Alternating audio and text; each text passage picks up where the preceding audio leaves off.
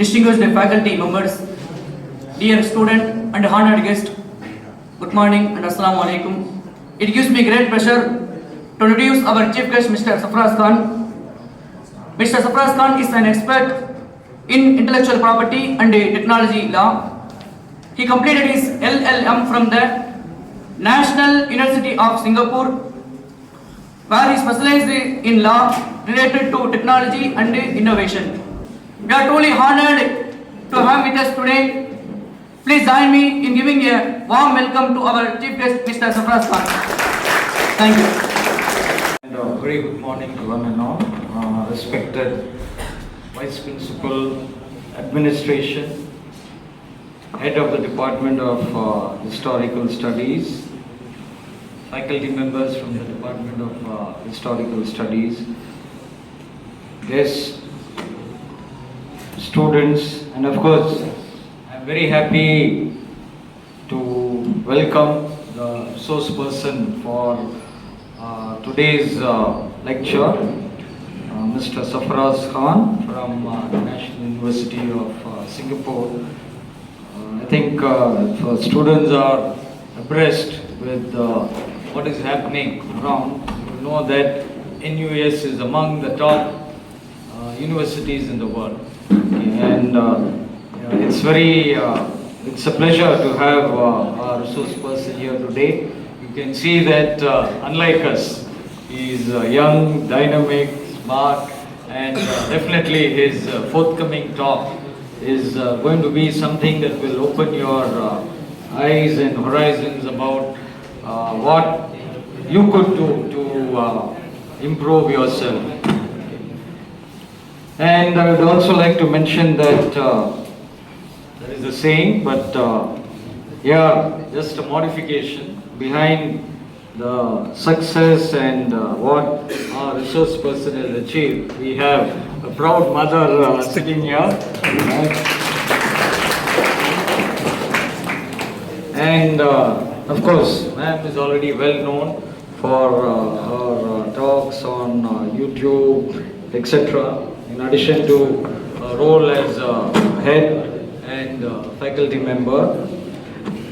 And obviously, son is also following, and I'm sure in the years to come, our resource person would definitely be shining for what he could contribute to the society as well as to the world at large.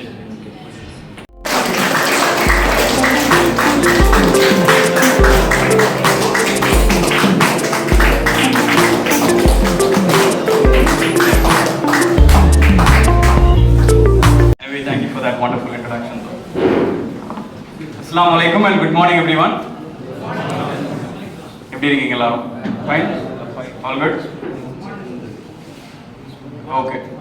So before I begin, I would like to sincerely thank the administration of New College and the PhD Department of History for inviting me to be part of this session.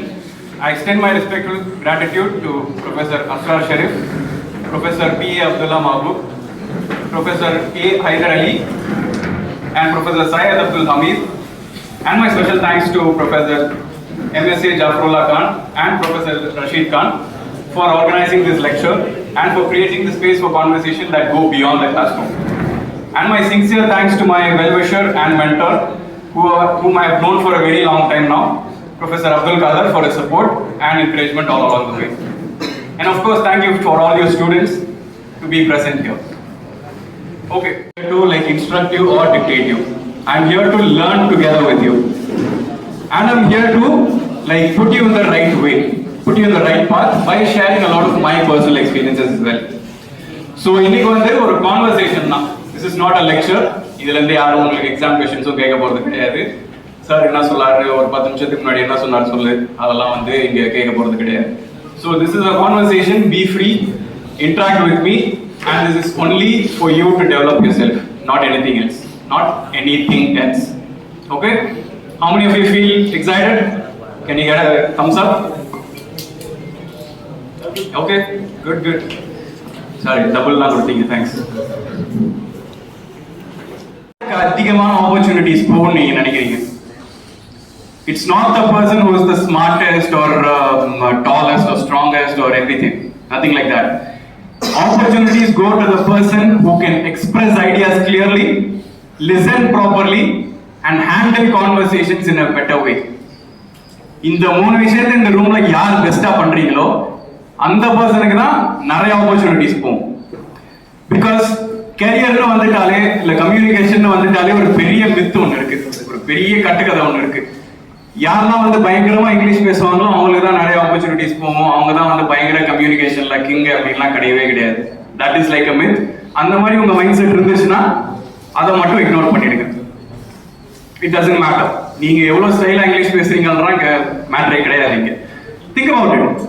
If you cannot explain a simple way, if you cannot explain in a simple way, இப்போ for ஏதோ ஒரு விஷயத்தை நீங்க ஒரு சிம்பிளா explain பண்ணணுங்கிற ஒரு situation உங்களுக்கு வரும்போது அப்படியே பயங்கர ஸ்டைல இங்கிலீஷ் பேசி என்ன பிரயோஜனம்?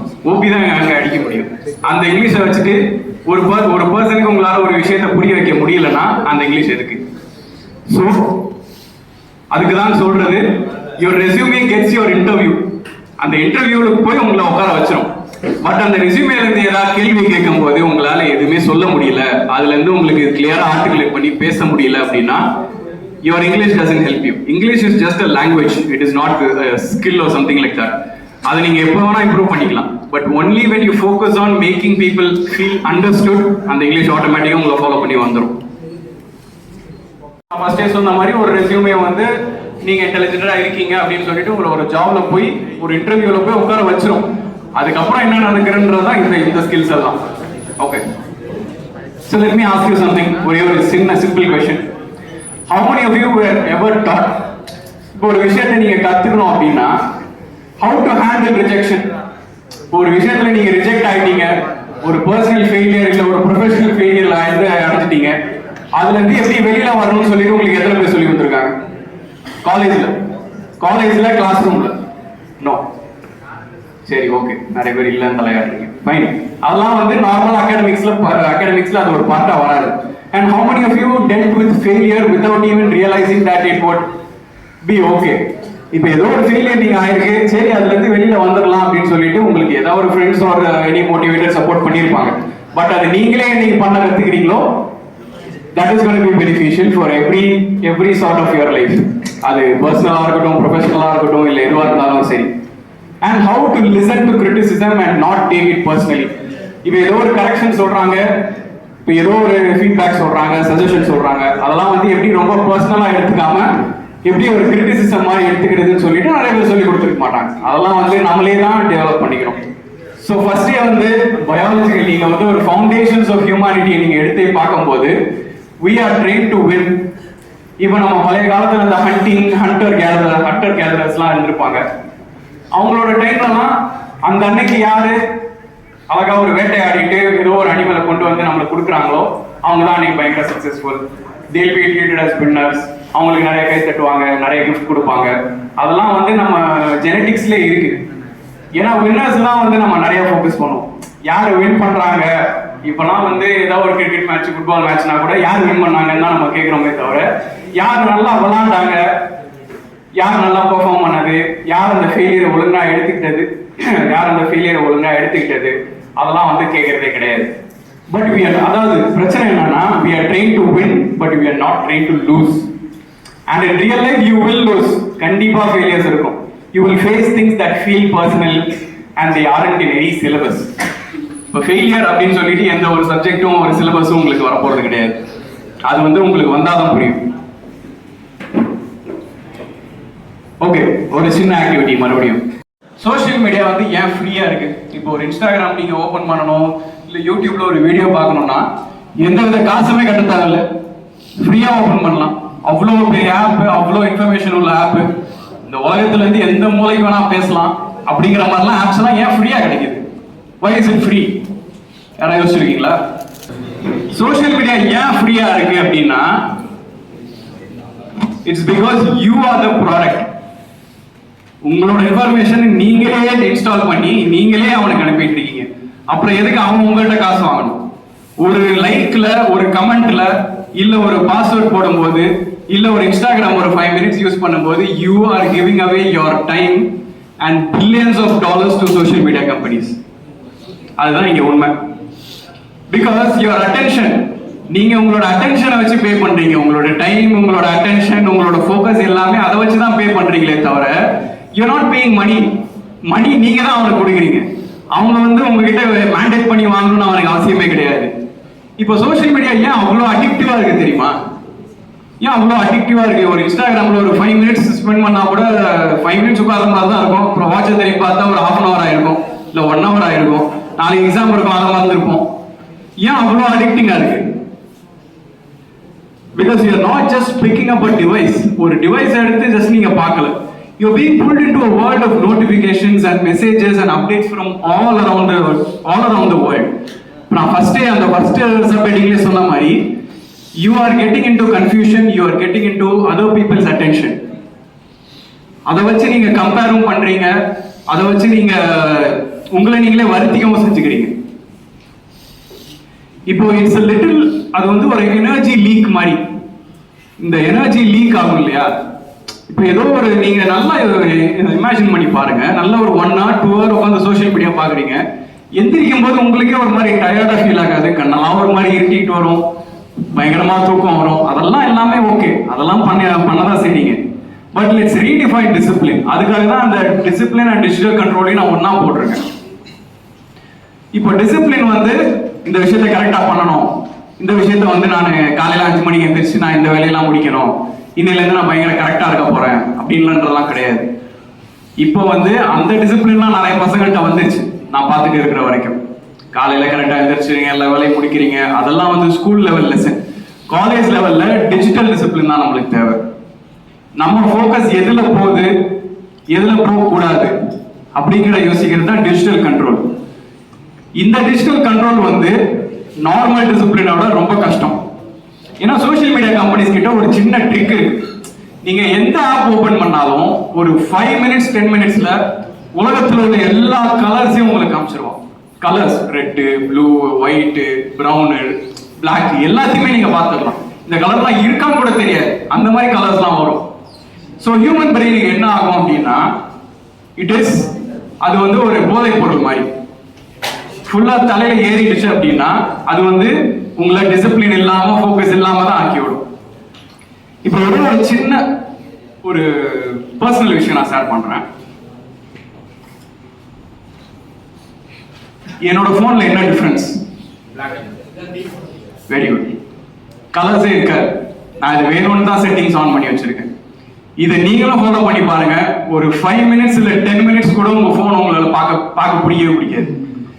ஃபர்ஸ்ட் கொஞ்சம் கஷ்டமா தான் இருக்கும். ஒரு வாரத்துக்கு கஷ்டமா தான் இருக்கும், போனை பார்க்கவே பிடிக்காது. பட் போக போக உங்களோட ஸ்கிரீன் டைமை நீங்க நோட்டீஸ் பண்ணிட்டே இருக்கீங்கன்னா உங்களுக்கு அது கம்மி ஆகிட்டே தான் வரும். உங்களை அறியாமே நீங்க உங்களோட போனை கம்மியா தான் யூஸ் பண்ணுவீங்க.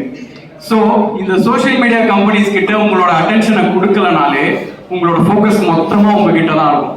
இப்போ வந்து நம்ம சின்ன பசங்க மாதிரி அங்க பாக்குறது, இல்ல வெளியில கிளாஸ் நடக்கும்போது வெளியில பார்த்துட்டு இருக்கிறது, இல்ல கிளாஸ் நடக்கும்போது ரோட்ல போற வண்டியை பார்த்துட்டு இருக்கிறது, பக்கத்துல உள்ள பேசுறது, அதெல்லாம் பண்றதே கிடையாது. கிளாஸ் நடக்குது இல்ல போர் அடிக்குது அப்படின்னா இப்ப நீங்களே சில பேர் பண்ணிட்டு இருக்கிற மாதிரி கீழே டக்குன்னு போனை தான் பார்ப்பீங்க. கீழே போனா அந்த ஒரு டிஸ்ட்ராக்ஷன் மட்டும்தான் இருக்கு. அந்த ஒரு ஃபோக்கஸ் பாயிண்ட நீங்க ட்வீட் பண்ணிட்டீங்கன்னாலே அந்த ஃபோக்கஸ்க்கு நீங்க தான் ராஜா. இப்போ அதனால நான் வந்து சோஷியல் மீடியாவே யூஸ் பண்ணக்கூடாது, எல்லா ஆப்ஸையும் டெலிட் பண்ணிட்டு போனை வெறுமனே வச்சுக்கோ, அதெல்லாம் நான் சொல்லவே இல்லை. எல்லாம் யூஸ் பண்ணுங்க, எல்லாம் பண்ண ஸ்டோரி போடுங்க, ரீல்ஸ் போடுங்க, லைக் போடுங்க, கமெண்ட் போடுங்க, எவ்ரிதிங் யூ கேன் டு. அதெல்லாம் இந்த வயசுல தான் என்ஜாய் பண்ண முடியும். அதுக்கப்புறமா போர் அடிச்சிடும். ஒரு 40 வயசு 50 வயசு கிட்ட எல்லாம் போனீங்கன்னா உட்காந்து டிவி பார்க்கவோ பல எம்ஜிஆர் படம் பார்க்கவும் தான் பிடிக்கும். அதுக்கு மேல அதெல்லாம் வந்து ரொம்ப போர் அடிக்க ஆரம்பிச்சிடும். ஸோ இந்த வயசுல அதெல்லாம் என்ஜாய் பண்ணிக்கோங்க, பட் வித் யோர் ஃபோக்கஸ். அந்த கலர்ஸ்க்கு வந்து அவ்வளோ இம்பார்ட்டன்ஸ் இருக்கு. நான் பிளாக் அண்ட் ஒயிட் எல்லாம் பண்ணது வந்து எனக்கே பயங்கர டிஃபரன்ஸ். எனக்கே வந்து இப்போ ஃபோன் பேசுறது இல்லை ஏதாவது ஒரு அஃபிஷியல் இன்ஃபர்மேஷன் பார்க்கறதுக்கு தான் இந்த ஃபோன்லாம் யூஸ் பண்றேனே தவிர நைட்டு கொஞ்ச நேரம் படுக்கிறதுக்கு முன்னாடி அப்படி கொஞ்ச நேரம் ஒரு யூடியூபோ ஒரு பாட்டோ இல்லை ஒரு ரீல்ஸோ பார்க்கறது, அவ்வளோதான். அந்த பிளாக் அண்ட் ஒயிட்டுக்கு அவ்வளோ பவர் இருக்கு. அதுக்கு ஒரு சின்ன எக்ஸாம்பிள் சொல்லணும்னா, இந்த சின்ன குழந்தைங்கள்லாம் நீங்க பார்க்கும்போது அந்த ஏதோ ஒரு அனிமேஷன்லாம் பார்க்குறாங்க, அவங்களோட ஃபேஸ்ல வந்து ஒரு எந்த வித ரியாக்ஷனுமே இல்லாம அது ஒரு மாதிரி அப்படியே ஃப்ரீஸ் ஆயிருக்கும் ஃபேஸ். கூப்பிட்டாலும் காது கேட்காது. கோகோமெலன் யாரு? Very good. கோகோமெலன் அது வந்து அவ்வளோ கலர்ஃபுல்லா இருக்கும் அந்த அனிமேஷன் அப்படிங்கிறது. அது கோகோமெலன் மட்டும் கிடையாது, அது ஒரு சுட்டி டிவியா இருக்கட்டும், இல்ல ஒரு மிஸ்டர் பீனா இருக்கட்டும், எந்த அனிமேஷனா இருந்தாலும் பயங்கர கலர்ஃபுல்லா வச்சிருப்பான். அது எதுக்குன்னா அவங்களோட அட்டென்ஷனை கம்ப்ளீட்டா உறுத்துறதுக்கு. அதெல்லாம் வந்து ரியல் சைக்காலஜிஸ்ட் பண்ணி கொடுக்குற வேலை. அதை மட்டும் நீங்க கான்கர் பண்ணிட்டீங்கன்னா உங்களோட ஃபோக்கஸை எவனாலையுமே எடுக்க முடியாது இந்த காலத்துல. Because this is everything about digital control. இப்போ எல்லாமே டிஜிட்டல்னு போயிட்டு இருக்கும் போது அது எந்த அளவுக்கு நீங்க லெஸ் அடிக்டிவா வச்சிருக்கீங்களோ அந்த அளவுக்கு you will be free on your character. Where it doesn't matter when you arrive with your job or your salary. அதெல்லாம் வந்து ஒரு பர்சனுக்கு ஒன்று நல்லா இருக்கு அப்படின்னா அதோட நல்லா இன்னொரு பர்சனுக்கு இருக்கும். பட் கேரக்டரை மட்டும் வந்து மெஷர் பண்ணவே முடியாது. Character is what leaves you a name in this world. இப்போ ஜாப்ல நீங்க வந்து இன்னைக்கு ஒரு ஜாப்ல இருந்து ரிசைன் பண்றீங்க அப்படின்னா உங்க வேலையை எடுத்துக்கிறதுக்கு 25-30 பேர் லைன்ல ரெடியா இருப்பாங்க. ரெடியா இருக்காங்க அப்படின்னா தான் உங்க ஜாப்ல இருந்து வெளியே தூக்கி போடுவோம். So don't let anything define you, job or your career or your skills, everything. Be more human. நீங்க அதுல more self-aware இருந்தீங்கனாலே everything else will follow you. So before you make your big decision, மூணே question. எவ்வளவு சிம்பிளா frame பண்ண முடியுமோ அவ்வளவு சிம்பிளா frame பண்ணிக்கோங்க. Number 1, is this helping me grow? இதனால எனக்கு ஏதாவது வளர்ச்சி கிடைக்க போதா, இல்ல நான் அதே ஸ்டேஜ்ல தான் இருக்க போறேனா? ரெண்டாவது, is this aligned to who I want to become? Who I want to become என்றது தான் நான் ஃபர்ஸ்ட் அந்த ஒரு எக்ஸசைஸ் கொடுத்தேன். I am at my best when I am, அந்த ஒரு ஃபில் ஸ்டார், அந்த ஒரு கேப் இருக்கு இல்லையா? That is your clarity, that is who you want to become. அதுக்கான ஒரு டெஃபினட் ஆன்சர் இல்லைனாலும் அதுக்கான ஆன்சர் உங்களுக்கு கண்டிப்பா கிடைக்கும். Will this matter in 5 years? இப்போ நான் இந்த டெசிஷன் எடுக்கிறேன், ஒரு 5 years down the line or even 10 years down the line, will I be happy about the person who I have become? இதை நான் பண்றேன், இது வந்து ஒரு 5 yearsல நல்லா இருக்குமா? இதை நான் பார்த்து ஒரு பிஹைண்ட் தி சீன்ஸ் மாதிரி நான் என்னோட லைஃபை திரும்பி பார்க்கும்போது will it be good? Will it satisfy myself or will it just satisfy the society? எனக்கு நல்லா இருக்குமா இல்ல என்னை பத்தி பேசும்போது அடுத்தவங்களுக்கு நல்லா இருக்குமா? இதை தான் நீங்க யோசிக்கணும். ஃபர்ஸ்ட் உள்ள தான் இம்பார்ட்டன்ட். ஏன்னா society will always have opinions about you, they will always give you advice. But at the end of the day, night நீங்க எல்லா வேலையும் முடிச்சுட்டு அப்படியே ஜம்முன்னு தூங்க போகும்போது what you will think? இன்னைக்கு நம்ம என்ன பண்ணோம், இன்னைக்கு யார்கிட்ட எல்லாம் பேசணும், what did we learn, what did we do? உங்களோட சோலை நீங்க சாட்டிஸ்ஃபை பண்ணா மட்டும்தான் உங்களோட கரியர், உங்களோட ரிலேஷன்ஷிப்ஸ் அண்ட் உங்களோட everything, every aspect in life will follow you. இதுக்கெல்லாம் ஆன்சர் எஸ்ஸா இருந்தா மட்டும் தைரியமா மூவ் பண்ணுங்க, இல்லைன்னா தைரியமா நோன்னு சொல்ல கத்துக்கோங்க. இது என்னோட ட்ராக் கிடையாது அப்படின்னு சொல்லிட்டு பவுன்ஸ் பேக் பண்றதுக்கு உங்களோட தைரியத்தையும் வளர்த்துக்கோங்க. So you have a lifetime to achieve and you have only right now to become someone. ஏதாச்சும் ஒரு ஜாபா இருக்கட்டும், இல்ல ஒரு இன்டர்ன்ஷிப்பா கூட இருக்கட்டுமே, அதெல்லாம் வந்து இப்ப கிடைக்கலன்னா கண்டிப்பா இன்னொரு அதோட பெட்டரா கிடைக்க போகுது. Allah always has a better plan for you. அதுல எல்லாருக்கும் நம்பிக்கை இருக்குல்ல?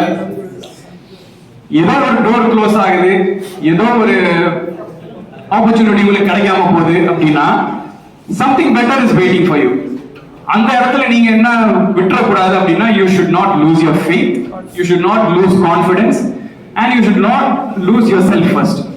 ஒரு விஷயம் கிடைக்கலன்றதுக்காக உங்களை போட்டு வருத்திக்கிட்டு இல்லாம இதை விட பெட்டரா எனக்கு ஏதோ வந்துட்டு இருக்கு, அதனாலதான் இது கிடைக்காம போச்சு அப்படின்னு சொல்லிட்டு ஒரு சின்ன எக்ஸாம்பிள் மூலமா கொடுக்குறேனே. எத்தனை பேரு ரித்திக் ரோஷனோட அந்த இது ஃபைட்டர் மூவி பாத்தீங்க? ரித்திக் ரோஷன் ஃபைட்டர் மூவி சரி, ஓகே. அதுல வந்து ஒரு தம்பி யாரோ பாத்துருக்கேன்னு சொல்லிருக்கீங்க. Okay, very good. அதுல வில்லன் யாரு?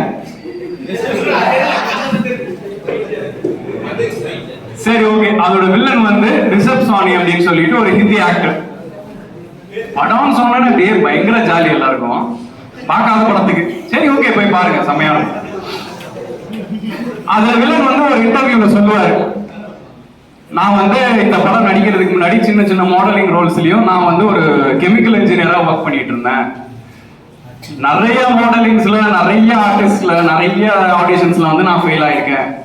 இந்த இவ்வளோ வயசுல அவருக்கு வந்து ஆல்மோஸ்ட் 32, 33 ஆயிடுச்சு. பட் ஃபர்ஸ்ட் படமே அவருக்கு ரித்திக் ரோஷனோட. அதுலதான் அவர் சொல்றாரு, நான் ஏன் வந்து இதுல எல்லாத்தையும் ஃபெயில் ஆனேன் அப்படின்னு சொல்லிட்டு எனக்கு இப்பதான் புரியுது. Why all those things didn't work out ன்றது வந்து now I am understanding and now I am focused on my path and the path God has for me. இவ்வளவுதான் அந்த இன்டர்வியூல அவர் சொல்லுவாரு. பயங்கர இன்ஸ்பைரிங்கா இருக்கும். And then I leave you with this final thought: build skills, build character, build patience. இந்த skills எல்லாம் வந்து you can learn anywhere, not in this room alone. You can learn with your teachers, you can learn with online, or you can go to any internship and seek that. But you have to build patience by yourself only, and character idella follow up. The rest will also follow you. So thank you not just for your time, but your attention and your openness and your feedback as well. And it's very interactive money. I want to give a little compliment to you. This is my book, The Power of Becoming You. இது வந்து உங்களோட college லைப்ரரிக்கு I'll give us a compliment. You can read. இது வந்து ரொம்ப சிம்பிளான book தான். This is only gonna take like a 1 week for you to complete. ரொம்ப ஈஸியா இருக்கும். இப்போ நான் பேசினதோட எல்லாமே ஒரு டீடைல்டான ரீகேப் இந்த புக் மூலமா உங்களுக்கு கிடைக்கும். Thank you so much.